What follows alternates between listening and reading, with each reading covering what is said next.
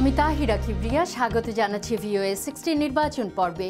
USA today এবং গ্যালাপের যৌথ এক সমীক্ষায় দেখা যাচ্ছে যে বেশিরভাগ ভোটাররা বলছে যে তারা 4 বছর আগের চাইতে ভালো কোনো পরিবর্তন দেখছে না।